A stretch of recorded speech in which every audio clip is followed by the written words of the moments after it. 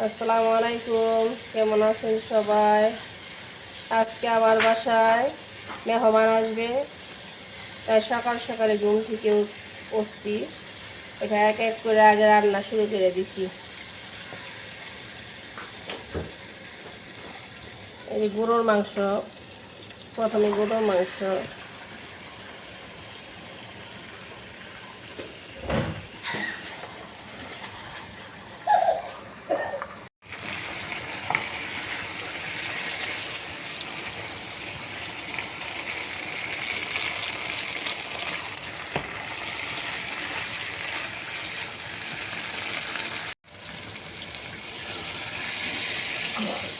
Chicken roast,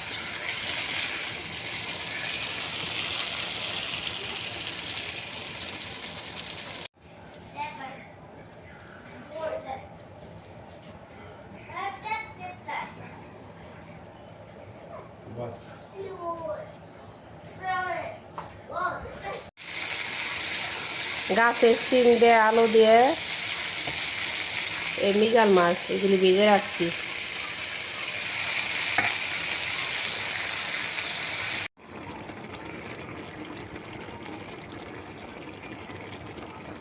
মাছ হয়ে গেছে, মাছের তরকারি।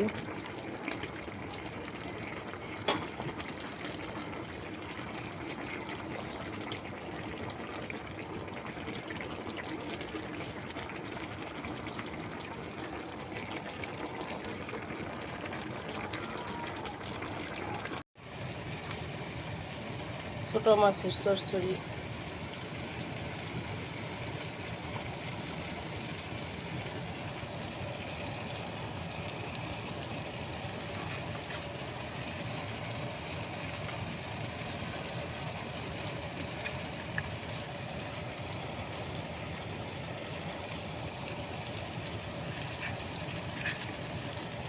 ধনে পাতা দিয়ে দিলাম। ধনে পাতা, টমেটো এগুলি না দিলে ছোটো মাছ ভালো লাগে না।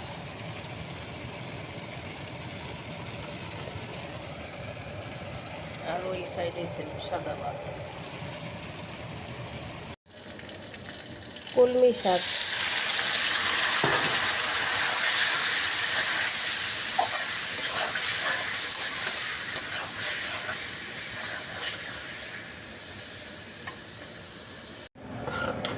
পোলাও,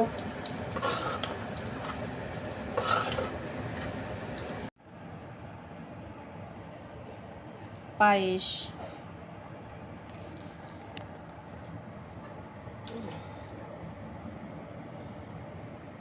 চিনি দিতে আছে পায়েসে।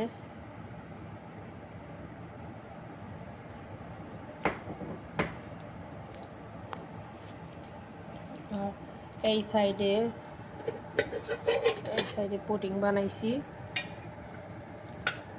পুডিংটা মাশাআল্লাহ অনেক সুন্দর হয়েছে দেখতে, খেতেও অসাধারণ স্বাদ হবে। আমার ছেলেরা পুডিং অনেক পছন্দ করে।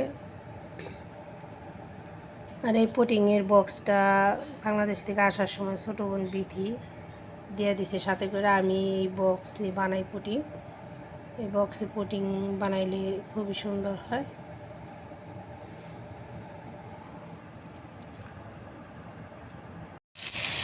চিংড়ি মাছ ভাজা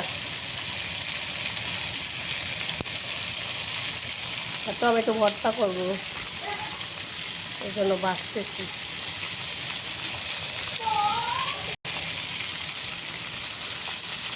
রান্না শেষ হলো আলহামদুলিল্লাহ, সব কিছু খুব সুন্দরভাবে শেষ হয়েছে।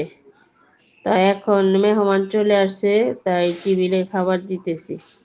তো আজকে দুপুরের খাবারের আয়োজনের মধ্যে ছিল চিকেন রোস্ট, গরুর মাংস, তারপরে ছোট মাছ, সালাদ, পোলাও ভাত,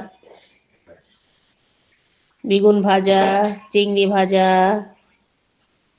মৃগেল মাছ দিয়ে সিম দিয়ে আলু দিয়ে রান্না করছি, সাদা ভাত, এটা হচ্ছে ডাল, ওটা হচ্ছে শাক, কলমি শাক। তো এই ছিল আমার দুপুরের রান্না বান্নার আয়োজন। তো আমরা সবাই একসাথে বসে খাইলাম। খাবারগুলি খুবই সুস্বাদু হয়েছে, সবাই পছন্দ করছে। ওইসব খাবারের পরে আবার মিষ্টি জাতীয় খাবার বের করলাম। এটা হচ্ছে আইসক্রিম, পুডিং, পায়েস আর জিলাপি। এগুলি পরে আবার খাইলাম, পরে অনেকক্ষণ গল্প করলাম। গল্প করার পরে লাস্টে আবার আমি সন্ধ্যার আগে চা বানাইলাম। পরে চা খেয়ে মেহমান বিদায় হইল। তো এই ছিল আমার আজকের আয়োজন। তো সবাই ভালো থাকেন। আল্লাহ হাফেজ।